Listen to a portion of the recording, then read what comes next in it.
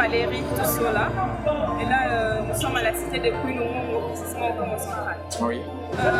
L'histoire de la cité de Kouinoumou, déjà, la première des choses, c'est que je suis native de Kouinoumou, je suis née ici, j'ai grandi ici, j'ai étudié ici, donc ce que je suis, j'ai des connaissances que j'ai en fait, je les ai eues ici à Kouinoumou et je suis fière de ma cité. En ce qui concerne l'histoire de la cité de Kouinoumou, je ne connais pas trop grand-chose. Je dois simplement dire que depuis toute petite, ici à la cité de Kouinoumou, les gens, les habitants de Kouinoumou, la population de Kouinoumou se plaignent toujours en ce qui concerne la route nationale. Parce que, prenons l'exemple de nous qui sommes sortis de Kouinoumou. Moi, je suis sortie de Kouinoumou, j'ai fait mes études universitaires à Kimpési. Déjà, une fois, il fait 18 heures. Déjà, c'est pratiquement impossible de venir avec un cœur là, genre paisible, entrer dans la cité de Kouinoumou, c'est un peu difficile. Déjà parce qu'il y a l'insécurité, nous sommes à Kimpési, mais des fois, on a des échos que non, la cité de Kouinoumou, ça ne va pas. Nous voyons des locaux, je suis moi à Kouinoumou, parce qu'il y a de l'insécurité ici. En tout cas, nous demandons à ce que les chefs, genre ou l'État, tiennent vraiment compte de ce qui concerne la sécurité de Kouinoumou. Récemment, il y a une petite fille qui a été assassinée chez elle à la maison. Comment imaginer les brigands sont les criminels? Parce que là, ils ont mis un peu. Les criminels partent dans une maison quelconque et ils prennent un enfant. Ils tirent dessus, et jusque-là, les criminels, là, je ne sais pas s'ils sont où, mais je ne pense pas que ces criminels ont été arrêtés. Là, je ne pense pas. Donc, point de vue en sécurité, ce que je peux dire, c'est ça. En tout cas, nous sommes insécurisés à Kouinoumou. Voilà, en tout cas, la population s'est plainte. Donc, en ce moment, la famille de cet enfant sont toujours en pleurs. Vous voyez, hein, les difficultés, premièrement pour les commerçants. Déjà, prenons à partir de la bifurcation jusqu'à Kimpango. Déjà la route, là nous sommes maintenant la saison pluvieuse. Une fois qu'il pleut, même si ce n'est qu'une petite pluie, déjà à la bifurcation, de quitter la bifurcation pour arriver seulement au parking de Kouinoumou. Il y a une montagne que nous appelons l'Oudiongo. Je ne sais pas, les connaisseurs connaissent l'Oudiongo. Une fois qu'il pleut, en tout cas les voitures ne sortent pas, donc ne peuvent pas quitter Kouinoumou pour sortir ailleurs. Et ceux qui sont ailleurs ne peuvent pas venir à Kouinoumou une fois qu'il pleut. Parce que déjà la montagne, elle devient possible, c'est impraticable en fait. Nous avons le courant qui, le jour de courant, et le troisième jour c'est le délestage. D'un côté, nous voyons dans certains quartiers, il y a le délestage qui commence à partir de 6h jusqu'à 14h. C'est un peu comme le système que nous voyons à Kimpési, tout ça qui fait. Le système de 6h à 14h. Et si le courant partait à 14h, ça reviendra autour de 21h ou 22h. Mais dans d'autres quartiers, il y a le délestage qui commence à 6h jusqu'à 22h, voire 23h. Donc voilà, nous avons le courant. Et ce qui fait des fois, c'est le délestage, des lots. Je dois dire que depuis que moi je suis toute petite ici, je voyais des fois mes grandes sœurs partir chercher des lots loin de la maison. De l'eau, en tout cas, c'est difficile. C'est difficile de l'eau à prendre.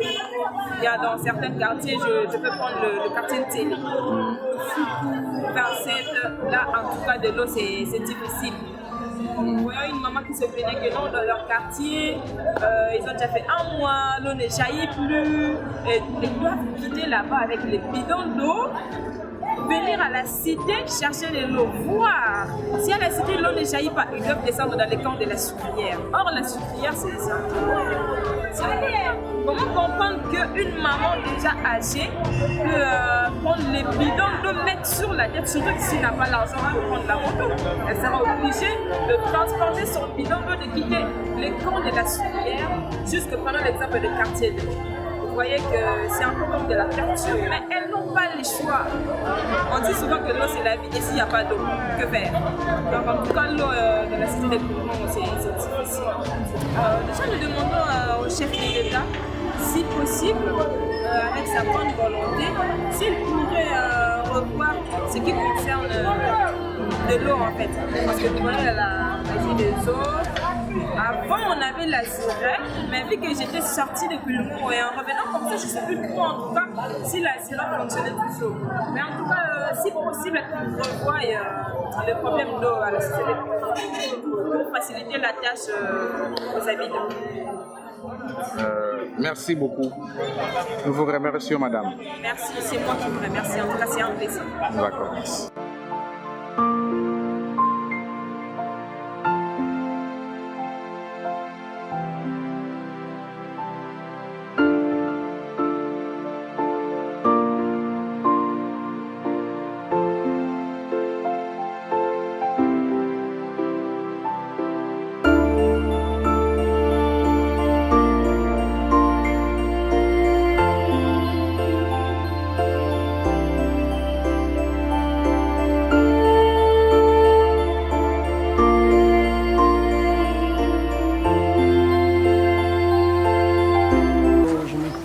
Monsieur Boniface, je suis agent à la compagnie Cyclière, plus précisément au labo CS. Je suis biochimiste là-bas. Je travaille avec les collègues biochimistes ensemble. Je viens ici à Kouloumongo. Bon, en tout cas, par la compagnie Cyclière, à part la compagnie Cyclière, je trouve qu'il n'y a rien encore en dehors. Puisque c'est la compagnie Cyclière qui nous héberge ici. C'est la compagnie Cyclière qui nous encadre ici. Sans la compagnie Cyclière, c'est la Nil.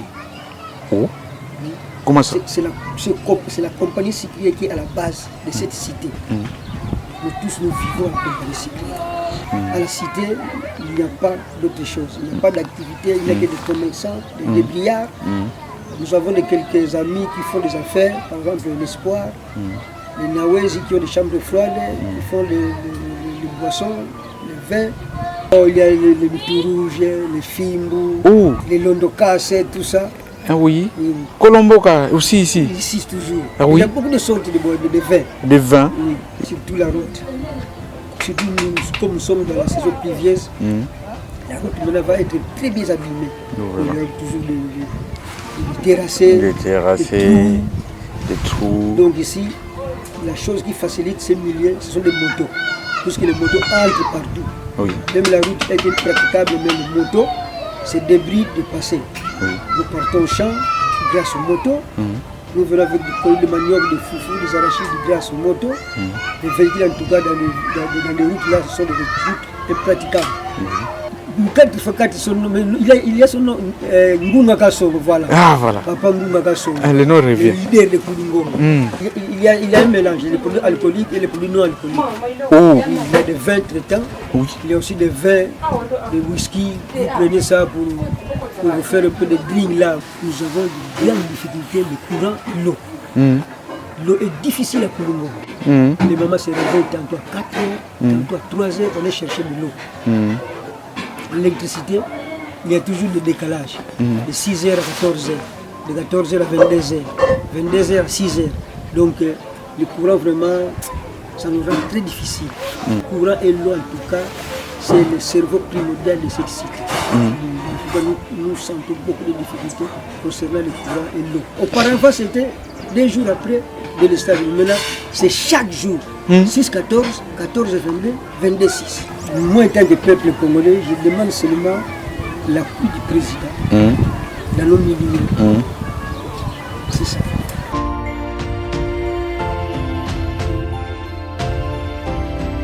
Bon, ngai komona nga mudogo, naza membre ya seko ana kulungo.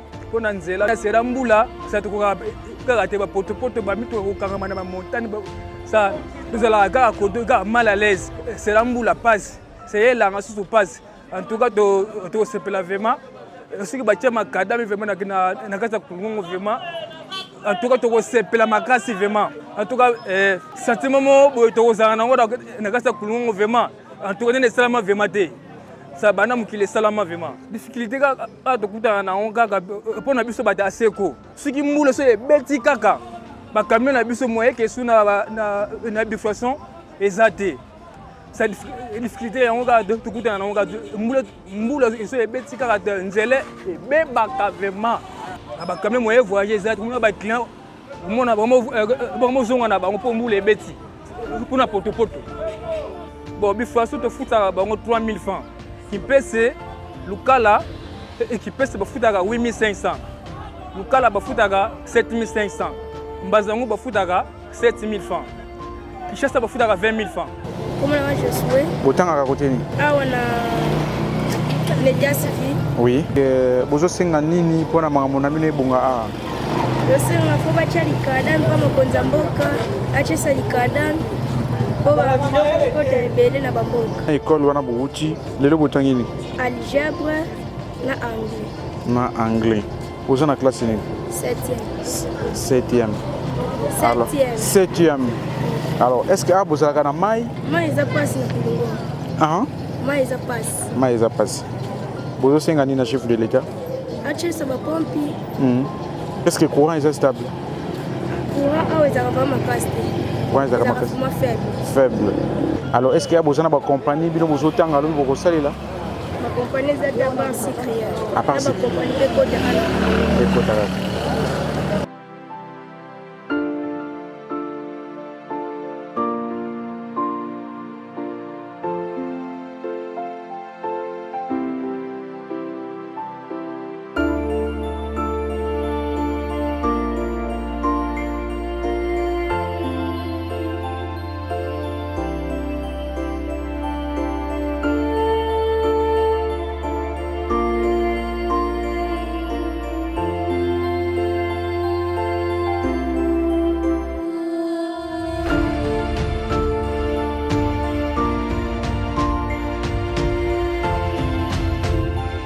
Maman Georgine na kulungo na teka madesu na 18 tola nzela oyo ya biso ya kulungo tozomona pasi pe ndati mikolo mbule bandi nzela eza mabe makasi bakonza mboka batela biso nzela oyo papa Fati yokela biso papa Fati beton tola posa sala biso nzela kulungo ngoe koma pena prince pa mbula ndenge bandi nzela bebi makasi penza nzela bebi tokendaka na 18 na souffrance tozonga na souffrance tosala 2 jours 3 jours totika bana totangisa bana ba université na mbongo oyo matatu bakami akola mituka donc ipasi pe papa Fiti leta yebi nzela oyo pe yebi nzela oyo te kulungongo bayebi yango pe bayebi yango te papa Fati taela biso bakama nzela papa tina nzela 18 place tokendaka papa nzela eza mabe makasi biloko eza ya komata me dollar eza ya kokita biloko basomi na cher moye bakita non biloko eza te mpo biloko eza nao na cher ngai ser Colette navandi na kulungongo bon difficulté toza nango pour le moment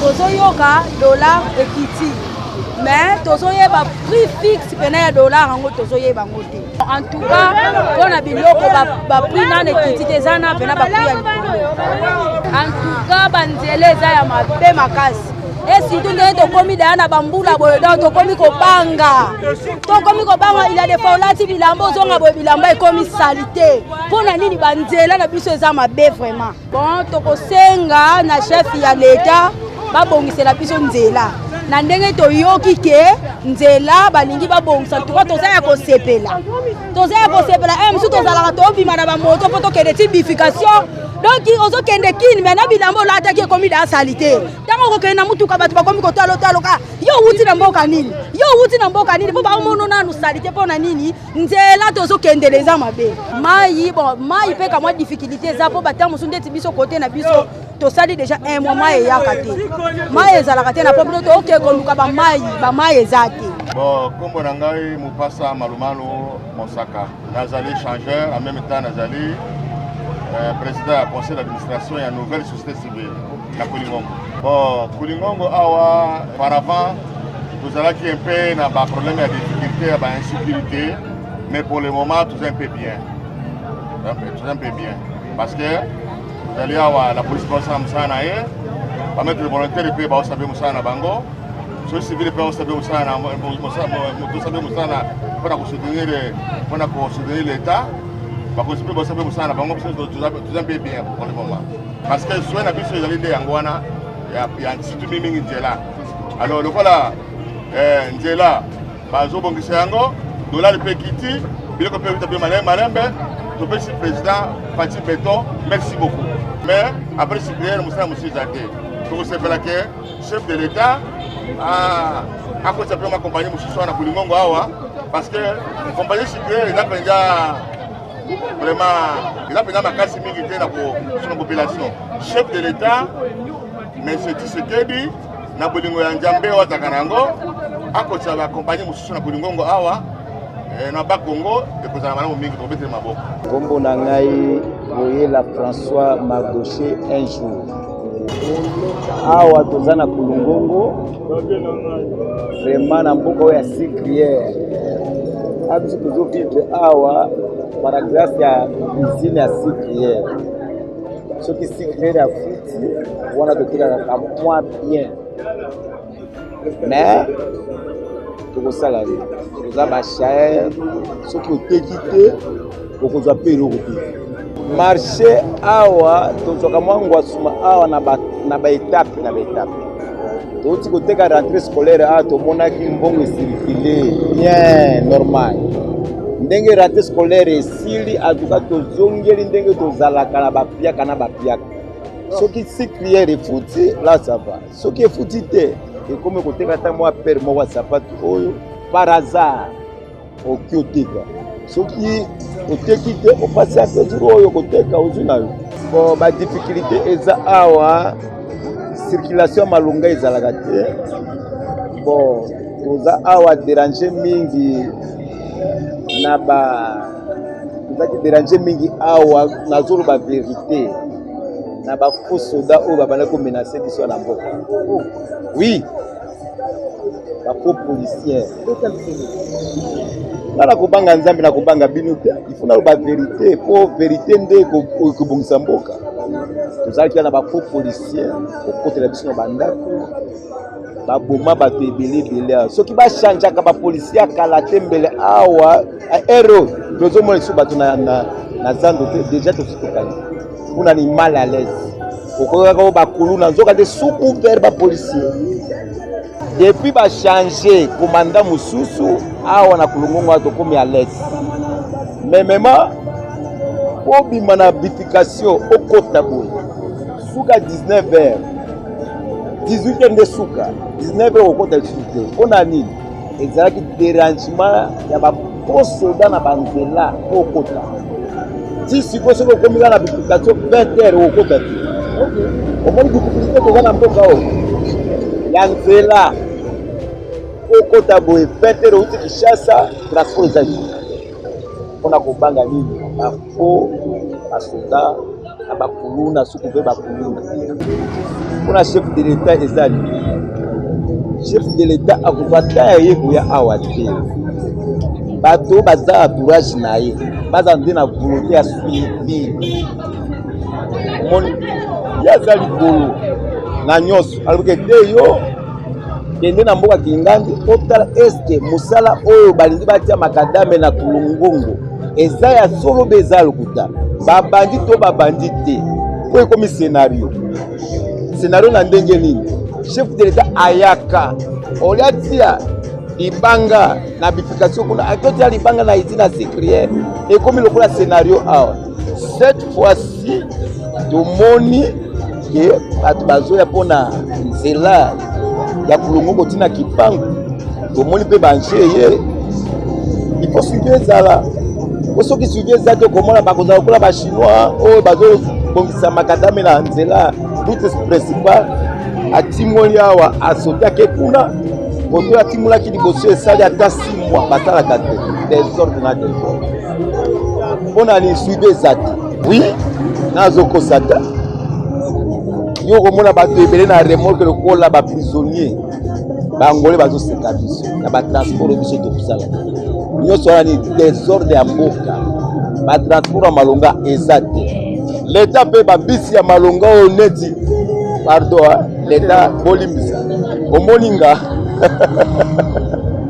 na mesana mili côté à est omoni na est kuna ezaka lokola eza na Congo te ko banda mwa civilisé transport ya bien okoti na bis télévision ezali oye na yo bien oza à l'aise mais oya biso transport akobima kulongo kokende Kinshasa mais okozwa bakrape na makolo okangami na bisi lokola prisonnier ozotelema mabibi On a les transports exacts na mboka oyo. Population ya mbongo nde ezali. Dollar nzambe azabi. Dollar eshité. Est-ce que na bato ya réseau Orange Vodacom, est-ce que dollar eshité? Eloko ya motu ya sikoyo tokomi. O dollar eshité. Est-ce que bato ya réseau bakomi na to ya 25 to bataka na to oyo ya 29? Nga naza commerçant. Nazwi mbongo awa na wiki dollar ekomi 25, 26. Nakende na magasin na sumba biloko bazobetaka na to ya kala. Suite zawa. Banque centrale ya monnaie na biso ya RDC. Kuna to na bino za comme. O réseau pe ezwa yango. Puisque bino na ba Vodacom boza associé kuna na banque kuna na banque. Boza associé na Vodacom, Airtel, Africell na ba réseau nyonso. Mais dollar eshité biloko ekiti ngana ke lupu na tsi bango dollar ekiti. Wana eza na avantage na biso te. Tozomona ka ezaka ndenge moko. Oui. Oh, tosombaka peut-être ba décalé oyo taka lupu na ba 18 000 francs. Dans le dollar eshité na ke lupu na tuni de kasi dollar est beaucoup moins cher. Beaucoup moins ba 26, 27. Ah, papa tika. Ezaka na prix ya kala. Finalement, il faut suivre ezala. Soki dollar ya solo ezokita. Bato alenda baza na suivi. Makambo ya kala elongwa. Tota makambo ya sika. Vision ya mokonzi eza bien. Entourage nde ya mokonzi.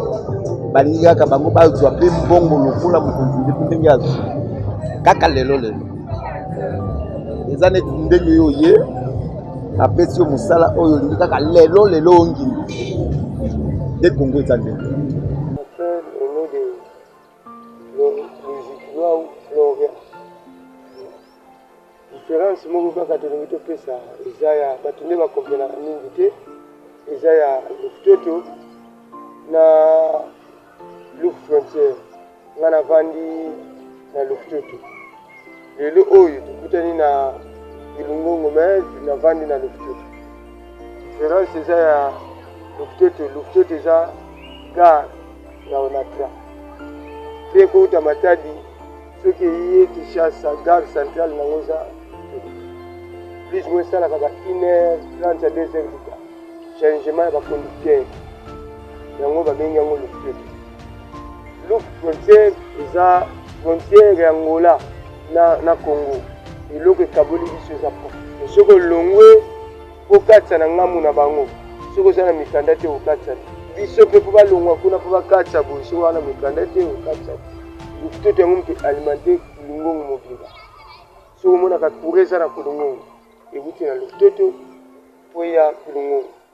Sa Luftoto soki Luftoto kati kura, c'est Kulungongo azala na kura te. Plus moi Luftoto mobimba mboka wana. Ekozala plus moi na 8 cabines à SNEL. Et puis courir qui n'a raté. On a des délestage et ça l'a raté. Premièrement, avantage là. Deuxième avantage, c'est lequel nous avons la gare centrale. Où ils ont kabola biso, ceux qui n'ont outil, Matadi, ceux qui n'ont Luftoto. Attends, na kenda qu'on a dit que très beau mais la nango ça la plus ou moins à 1 heure du temps. Na kenda kupuna wazunga na ngatre kusala 1 heure du temps. Wana uchiwa biziwa. Auti Matadi pona Kinshasa. 1 heure du temps ça la Luftoto changement de conducteur. C'est que Telemi et ça la 1 heure du temps. Par rapport à bagage monsieur ça la plus ou moins 10 minutes, 15 minutes à l'aise. Les avantages c'est ça que compagnie de la fonctionner à soutenir. Vous avez une seule compagnie? Oui, à part SNEL tu as sur la compagnie. SNEL Gagana Onatra. Il y a un moment de signer Mboka. La majorité va travailler basé à SNEL, basé à Onatra. Ça, des compagnies wana, va basé à soutenir. Oui. Maman, quand vous avez la machine, ma projet biso de sala kaya maboko. Quand même me ka soutenir biso na moke auto zwaka. okosala projet moko boye obebisi 1 million de francs congolais, okozape ba 6 millions de francs congolais na maboko. C'est que le gouvernement tia maboko na mamba bilangana, c'est que lobi to kene musika dona mini choso ki to ke na mboka wana to vivre mingi na bilanga, aubergine, ba tomate, ba pilipili, pimadu, do biloko ebele yango ka to vivre. Eloko to senga kapa mokonza mboka oyo ezaki akoki kobongisela biso nano premièrement nzela akila biso ngo makadam po dimtaka mabulu po to continuer kosala babilanga oyo eza ya makasi. Soki mutaye tokobimisa meme 10 tonnes, tokobimisa 10 mituka ebimi mbala moko ekiki charge keteka eloko tokosenga yango wana. Me we ngai naza mansifula kutumba le pétrolier naza habitant ya Kinshasa. Maintenant on a la différence entre le Futoto et le frontière parce que ils en a battu vraiment parce que tonaka qui le frontière et le Futoto parce que le Futoto eza moi village moko boye eza habité na batu vraiment baza penze belete par rapport à l'autre frontière. Donc le Futoto eza lié moko boye là-bas vraiment bazivaka na culture, bazivaka vraiment na culture. Donc par rapport à culture oyo bazivaka nango yango nde esungaka bango na Futoto po bayeba kovivre kuna. Sans quoi bazivaka na culture moko na niveau ya kosala na maboko baza na baengin te oyo babendi baengin ekoki kosunga bango par rapport ya kosala quantité ya baprojet oyo basalaka. Donc na ye na Lufu Frontière eza marché central oyo ekaboli entre Angola et Congo RDC, Congo Brazza. Le Futoto eza mboka oyo ba Belge batika parce que référence oyo ya le Futoto ba Belge bayaka pona construction et industrie ya Onatra nde ba Belge mutu bayeko construire yango na le Futoto parce que le Futoto nde eyebana liboso. Donc wuta ba Belge baya le Futoto nde exista. Mais le frontière wuti ko ya calamité parce que eza marché oyo wuti ko ya calamité. Donc eye nango vraiment calamité parce que ba Belge batika yango te nzela eza na makadamize te parce que tonnage oyo ebimaka kuna par rapport makambo etali agriculture parce que basungaka pe batu na niveau ya agriculture malgré baza na baengin te parce que nga na kofélicité kutu ba autochtone bavivaka kuna par rapport baza na baengin te mais babimisaka tonnage ya biloko oyo etali na niveau ya agriculture eza ebele mpe esungaka population na kati ya Kinshasa. Donc des avantages kaka nga na kopesa mpona nini baza na nzela te baza pe na baindustrie te baindustrie eza pete kuna po baza kaka na société moko oyo etika babelge eza Onatra. Mais andeo ya Onatra ndenge mpe Onatra ekufa nango baza susu na baindustrie te oyo peut-être bana mboka bakoki ko se retrouver nango.